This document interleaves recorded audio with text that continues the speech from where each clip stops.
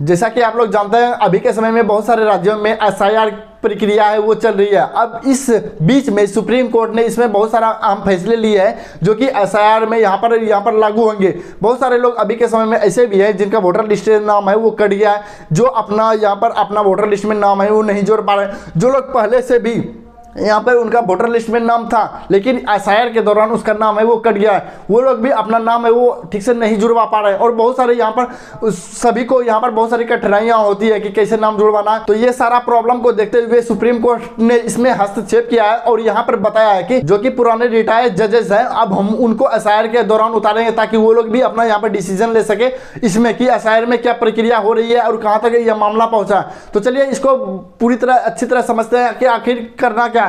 तो यहाँ पे देखिए सुप्रीम कोर्ट का ऐतिहासिक फैसला, अब जज उतरेंगे चुनावी मैदान में, पश्चिम बंगाल एसआईआर प्रक्रिया में सुप्रीम कोर्ट का असाधारण हस्तक्षेप। चलिए इसके बारे में समझते हैं क्या है सुप्रीम कोर्ट का आदेश, मतलब सुप्रीम कोर्ट ने आखिर क्या आदेश दिया है एसआईआर के ऊपर। सुप्रीम कोर्ट ने पश्चिम बंगाल में एसआईआर यानी कि स्पेशल इंसेंटिव रिवीजन के लिए जुडिशियल ऑफिसर्स की तैनाती आदेश दिया। मतलब कि अब जो यहाँ पर जुडिशियल ऑफिसर है वो एसआईआर में यहाँ पर अपना हस्तक्षेप करेंगे और यहाँ पर वो चेक करेंगे ये मामला है वो मतलब कितना मामला है वो कहाँ तक पहुँचा, मतलब कि एसआईआर की प्रक्रिया है वो कहाँ तक पहुँचा, इसमें कोई तो छूट नहीं रहा है, अगर कोई छूट रहा है तो उससे कौन सा डॉक्यूमेंट लिया जाए और कैसे वेरीफाई किया जाए। यानी कि सुप्रीम कोर्ट ने आदेश दिया है जुडिशियल ऑफिसर यहाँ पर इसमें एसआईआर में यहाँ पर जुड़ेंगे। उसके बाद देखिए उद्देश्य क्या है इनका, मतदाता सूची में निष्पक्षता और जनता का विश्वास बहाल करना। यानी कि एसआईआर तो होता है तो अगर मान लीजिए किसी व्यक्ति का नाम कट जाता है तो उसमें यहाँ पर बहुत सारे लोग यहाँ पर उसको नाम नहीं जुड़ता है, तो सरकार चाहती है यहाँ चाहती है सुप्रीम कोर्ट चाहती है कि जो लोगों का जो भरोसा है यहाँ पर उनका यहाँ पर बना रहे और यहाँ पर किन्हीं का भी अगर नाम छूट गया है तो उनका नाम है वो उसमें एसआईआर में जुड़ा जाए, एसआईआर के थ्रू जुड़ा जाए ताकि वो वोटर लिस्ट में उसका नाम आए और वो वोट दे सके। इसीलिए यहाँ मतदान सूची में निष्पक्षता रखने के लिए सुप्रीम कोर्ट ने यहाँ पर जुडिशियल ऑफिसर को यहाँ पर इन्वॉल्व किया है। उसके बाद देखिए कारण क्या है, राज्य सरकार और चुनाव आयोग ईसीआई के बीच गंभीर ट्रस्ट डिफेंड मतलब कि विश्वस्तता की कमी हो गया। यानी कि इलेक्शन कमीशन ऑफ इंडिया जो है वो जो चुनाव करवाती है वो वही जो अभी के समय में एसआईआर करवा रही है उसके बीच ट्रस्ट डेफिसिट हो गया है। यानी कि मतलब विश्वास अच्छे से नहीं हो रहा है, कम्युनिकेशन सही से नहीं हो पा रही, इसलिए ये ऐसा हुआ है। उसके बाद देखिए आगे चलते हैं, एसआईआर स्पेशल इंसेंटिव रिवीजन क्या है इसके बारे में थोड़ा समझते हैं। देखिए एसआईआर जब भी होता है तो ये देखिए ड्राफ्ट रोल प्रारूप क्लेम ऑब्जेक्शन दावे असम्मतियां हियरिंग सुनवाई फाइनल रोल। यानी कि मतलब कि जब एसआईआर अभी के समय में हुआ था 2005 में ही हुआ था पिछला जो एसआईआर हुआ था, अब उसमें मान लीजिए बहुत सारे लोग ऐसे भी है जो कि 2005 में यहाँ पर अपना वोट दिए थे तो वो पुराना लिस्ट है वो निकालेगा और जो नया होगा उनका तो पर रहेगा ही और उनके फैमिली मेंबर का भी उसमें नाम जोड़ा जाएगा और वो यहाँ पर अपना ऐड करेगा और दावे आपत्तियाँ अगर किसी को ये ड्राफ्ट लिस्ट जारी करेगा उसके बाद अगर किसी को इसमें इसका नाम इसका नहीं होता है तो वो क्या करेगा अपना दावा करेगा और आपत्तियाँ दर्ज करेगा। उसके बाद उसका हियरिंग होगा, यानी कि किसी का अगर नाम कट गया है तो वो अपना पक्ष रखेगा, पक्ष रखने के बाद यहाँ पर उसका सुनवाई होगा कि आपका नाम क्यों कटा, उसके बाद सुनवाई होगा, उसके बाद फाइनल रोल है अंतिम सूची जारी किया जाएगा। यानी कि इस बीच में बहुत सारा समय दिया जाता है ताकि अपना वो डॉक्यूमेंट है वो अच्छे से वेरीफाई कर सके कि आपका नाम क्यों कटा, ये सारा चीज़ देखना होता है। उसके बाद देखते हैं यह इलेक्टोरल रोल की गहन जांच प्रक्रिया है, यह केवल क्लेरिकल काम नहीं बल्कि एक अर्ध न्यायिक कार्य। यानी कि यहाँ पर अधिक न्यायिक क्या है, मतलब कि यहाँ पर देखिए ये जो बताया गया कि ये एक मतलब आर्थिक कार्य नहीं है, मतलब ये एक कोई काम नहीं है लेकिन ये एक न्याय का रास्ता है ताकि सभी लोगों के यहाँ पर उस पर विश्वास बना सके। अनुच्छेद 324 क्या कहता है, चुनाव आयोग को अधीक्षण और नियंत्रण करने की शक्ति देता है। मतलब अनुच्छेद में लिखा गया है चुनाव आयोग है मतलब एसआईआर सब में मतलब वोटर लिस्ट में अपना यहाँ पर जांच कर सकता है कभी भी, और ये सारा किस में लिखा है, अनुच्छेद 324 में लिखा हुआ है। उसके बाद चलते हैं हम आगे, विश्वास का संकट राज्य सरकार बनाम चुनाव आयोग। मतलब कि राज्य सरकार और चुनाव आयोग के बीच यहाँ पर देखिए यहाँ पर इस तरह से दरार आ चुका है। राज्य सरकार का आरोप क्या है, चुनाव आयोग निष्पक्ष नहीं है, यानी कि एक पक्ष का काम कर रही है, जो कि अभी के समय में चुनाव आयोग को है वो निष्पक्ष रहना चाहिए। मतलब ये सरकार कौन कर रही है, राज्य सरकार बोल रही है कि चुनाव आयोग है वो निष्पक्ष नहीं है, मतलब कि वो दोनों का नहीं सुन रहा है, सिर्फ एक साइड का है वो सुन रहा है। ये कौन बोल रहा है, राज्य सरकार बोल रही है। अब देखिए यहाँ पर क्या बोल रहा है, चुनाव आयोग का आरोप। चुनाव आयोग अब क्या आरोप लगा रहा है, राज्य सरकार सहयोग नहीं कर रही है। यानी कि किसी भी राज्य में अगर एसआईआर की प्रक्रिया शुरू होती है तो राज्य सरकार को भी उसमें मदद करना होता है, मतलब कि इलेक्शन कमीशन का मदद करना होता है कि किस तरह से प्रक्रिया है वो होता है। ये कौन बोल रहा है, ये चुनाव आयोग बोल रहा है। और ये क्या आरोप लगा रहा है, चुनाव आयोग निष्पक्ष नहीं है। और ये बोल रहा है राज्य सरकार मतलब कॉर्पोरेट नहीं कर रही है। जब दो संवैधानिक संस्थाएं एक दूसरे पर भरोसा करना बंद कर दे तो लोकतंत्र की संतुलन कौन करेगा। यानी कि हम बोल रहे हैं जब राज्य सरकार और इलेक्शन कमीशन एक दूसरे पर अगर भरोसा नहीं करता है तो वो कैसे काम करेगा, ये ठीक से काम ही नहीं हो पाएगा। उसके बाद आगे हम चलते हैं। अब देखिए विवाद की असल जड़, अफसरों की रैंक। अब यहाँ पर क्या बोल रहा है, यहाँ पर समझिए। इसी डिमांड मतलब इलेक्शन कमीशन ऑफ इंडिया का डिमांड क्या है, ग्रुप ए एसडीएम ऑफिसर अर्ध न्यायिक आदेश के लिए, मतलब कि अगर कोई भी अर्ध न्यायिक आदेश करता है, सीआईडी यहाँ डिमांड कर रहा है। उसके बाद ये मैक्रो ऑब्जर्वर विवाद, क्या मैक्रो ऑब्जर्वर के पास ईआरओ को ओवरराइड करने की शक्ति है, नहीं बिल्कुल। उसके बाद देखिए ग्रुप बी ऑफिसर ही पर्याप्त, यानी कि ये जो बोल रहा है स्टेट ऑफिसर है, ये आपको क्या काम करेगा, ये भी देखिए स्टेट ऑफिसर। ईसीआई की मांग क्या है, अर्ध न्यायिक आदेश के लिए ग्रुप ए अधिकारी, यानी कि कोई ऐसा अधिकारी चुना जाए कि जो कि उसका काम करे और वो सुने। उसके बाद देखिए राज्य सरकार का तर्क क्या है, ग्रुप बी अधिकारी ही पर्याप्त है। यानी कि ये बोल रहा है कि यहाँ पर एक ही यहाँ पर रहेगा, एक ही ऑफिसर रहेगा। लेकिन इलेक्शन कमीशन ऑफ इंडिया बोल रही है यहाँ पे दो ग्रुप रहेगा, मतलब दो मेंबर रहेगा जो कि ये काम है वो करे, एसडीएम ऑफिसर और ग्रुप ए। लेकिन राज्य सरकार क्या चाहती है, वो एक ही चाहती है ग्रुप बी। ग्रुप बी यहाँ देखिए कौन है, स्टेट ऑफिसर, मतलब कि एक ही स्टेट ऑफिसर हो। उसके बाद विवाद क्या है, क्या माइक्रो ऑब्जर्वर्स के पास ईआरओ और ओवरराइड करने की शक्ति है, बिल्कुल भी नहीं। ये बोले सरकार मतलब इलेक्शन कमीशन चाहती है कि दो व्यक्ति है यहाँ पर काम करे, जो कि एक इलेक्शन कमीशन का और दूसरा सरकार मतलब कि राज्य के लेवल का।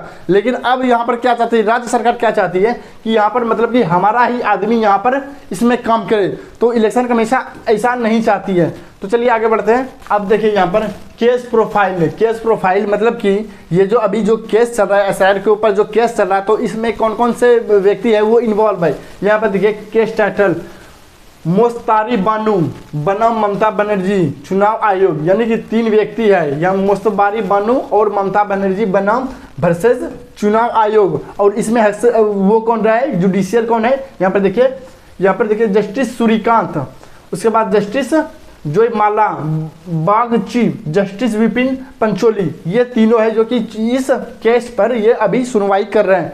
चलिए हम उसके बाद देखते हैं आगे। इसके बाद देखिए यहाँ पर समाधान, जजों की मैदानी तैनाती।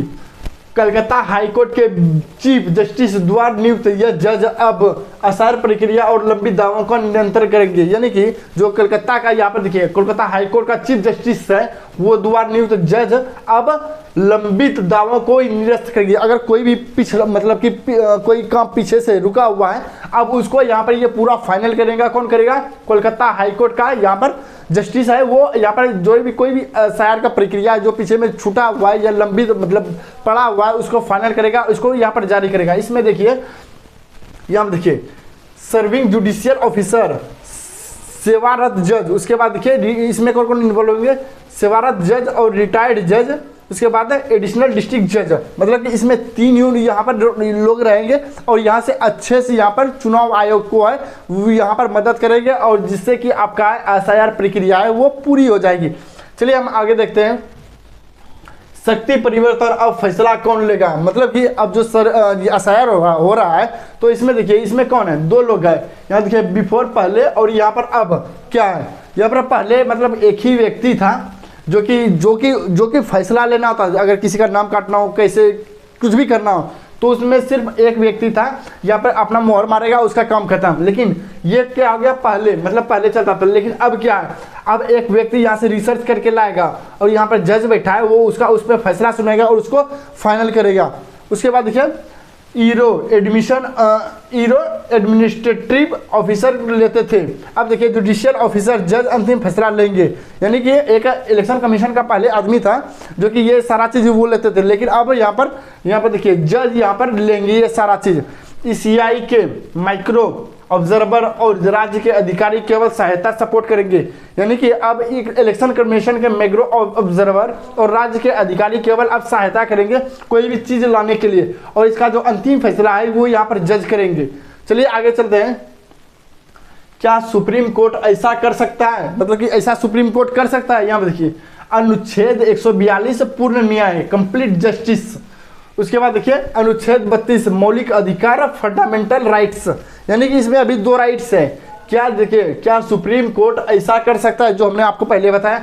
हाँ, जब संवैधानिक प्रक्रिया अवरुद्ध हो जाए तो कोर्ट हस्तक्षेप कर सकता है। यानी कि अभी जो बोल रहे हैं कि सरकार राज्य सरकार बनाम इलेक्शन कमीशन में जो अभी हस्तक्षेप चल रहा है वो सही से बात नहीं हो पा रही है। अगर इस बीच में ऐसा होता है तो बीच में यहाँ पर सुप्रीम कोर्ट है, यहाँ बीच में इंटर कर सकता है और यहाँ पर अपना हस्तक्षेप है वो कर सकता है। और ये किस में लिखा है? अनुच्छेद 142 में लिखा हुआ है, और यहाँ पे अनुच्छेद 32 मौलिक अधिकार में, फंडामेंटल राइट्स में ये सारा चीज़ है वो लिखा हुआ है। चलिए आगे चलते हैं। यहाँ देखिए कॉन्स्टिट्यूशन एडिटोरियल, न्यायिक अतिक्रमण या संवैधानिक जरूरत है। यहाँ पे देखिए स्टेट गवर्नमेंट है और यहाँ पर सुप्रीम कोर्ट है और इलेक्शन कमीशन है। मतलब कि ये जो अब सुप्रीम कोर्ट बीच में आ गया, अब ये दोनों को यहाँ पर बराबर रख रही है। यानी कि नहीं, ये स्टेट गवर्नमेंट है वो एक तरफ नहीं होने देगा, और इलेक्शन कमीशन है ये भी दोनों तरफ का यहाँ पर पक्ष रखेगा। और सर अगर इस बीच में कुछ भी होता है तो यहाँ पर सुप्रीम कोर्ट है ही ये एक सारा काम करने के लिए। यह टेक ओवर नहीं बल्कि एक कॉन्स्टिट्यूशनल करेक्शन है सिद्धांत। जब रास्ते बंद हो जाए तो सुप्रीम कोर्ट दरवाज़ा खोलता है। कोर्ट एक मध्यस्थ की भूमिका में है। यानी कि अगर राज्य सरकार को लगता है कि इलेक्शन कमीशन है वो एक ही तरफ का फैसला है वो कर रहा है, तो यहाँ पर सुप्रीम कोर्ट बीच में आएगा और यहाँ पर अपना दोनों पक्षों को यहाँ पर बराबर का हिस्सा यहाँ पर देंगे। तो चलिए यहाँ पर चलते हैं आगे। समय सीमा और सुरक्षा, टाइम एंड सिक्योरिटी। उसके बाद चलते हैं यहाँ पर क्या है? समय सीमा, प्रक्रिया पूरी होते ही फाइनल वोटर लिस्ट प्रकाशित करेंगे, पेंडिंग केस जज सुनेंगे। यानी कि जब फाइनल सीमा आ जाएगा तो जितने भी ड्राफ्ट लिस्ट में नाम होगा या फाइनल एसआईआर का लिस्ट होगा तो वो यहाँ पर पब्लिश कर दिया जाएगा, और उसके पीछे में जितने भी केस होंगे तो वो पेंडिंग केस होंगे तो जज सुनेंगे। यहाँ पर देखिए सुरक्षा के लिए डीजीपी को निर्देश, हिंसा और धमकियों को रोका जाए, प्रक्रिया की सुरक्षा सुनिश्चित करें। यानी कि अब सुप्रीम कोर्ट ने बोल दिया है, किसको बोल दिया? डीजीपी को बोल दिया है, राज्य के डीजीपी, मतलब कि जो राज्य का कमांड संभालते हैं वो डीजीपी संभालते हैं, तो उनको बोल दिया है कि ये इसमें किसी को, यहाँ पर देखिए किसी को अगर धमकी मिलता है या हिंसा मिलता है तो उसको सुनिश्चित करें और सुरक्षा प्रदान करें।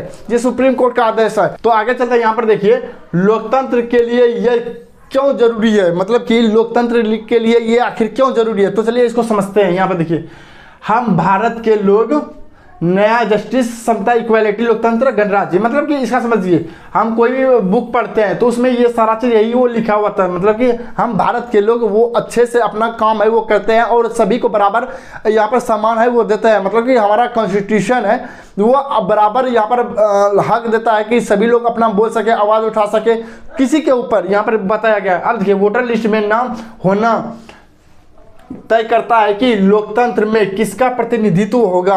बैलेट की वैधता, यदि जनता को लगे कि वोटर लिस्ट निष्पक्ष नहीं है तो लोकतंत्र कमजोर हो जाएगा। संस्थागत भरोसा ही लोकतंत्र की रीढ़ है। यानी कि देखिए अगर वोटर लिस्ट निष्पक्षता नहीं है, यानी कि अगर कोई वोटर लिस्ट जारी होता है उसमें निष्पक्षता नहीं है तो लोकतंत्र कमजोर हो जाएगा। और संस्थागत भरोसा लोकतंत्र की रीढ़ है। यानी कि लोकतंत्र है हमारे भारत की रीढ़ है, तो कोई भी इसमें व्यक्ति अपना आवाज़ उठा सकता है और कोई भी कुछ भी बोल सकता है, मतलब कि इसमें अपना हस्तक्षेप कर सकता है। उसके बाद देखिए हम यहाँ निष्कर्ष पे आते हैं। संविधान बोलता है, संविधान क्या बोलता है? यह राजनीति का नहीं संवैधानिक विश्वसनीयता का मामला है क्या यह हस्तक्षेप लोकतंत्र की रक्षा के लिए आवश्यक था? अपनी राय कमेंट्स में बताएं। यानी कि अब आपको बताना क्या एसआईआर में जो राज्य सरकार कर रही है और इलेक्शन कमीशन कर रही है वो क्या लगता है, आपको क्या कर रही है, हमें कमेंट में ज़रूर बताएं। और आपको ये वीडियो कैसा लगा कमेंट में ज़रूर बताएं। अगर वीडियो पसंद है तो वीडियो को लाइक करें, अगर चैनल पर नए हैं तो चैनल को सब्सक्राइब करें। तो मिलते हैं किसी न्यू वीडियो में किसी न्यू टॉपिक के साथ।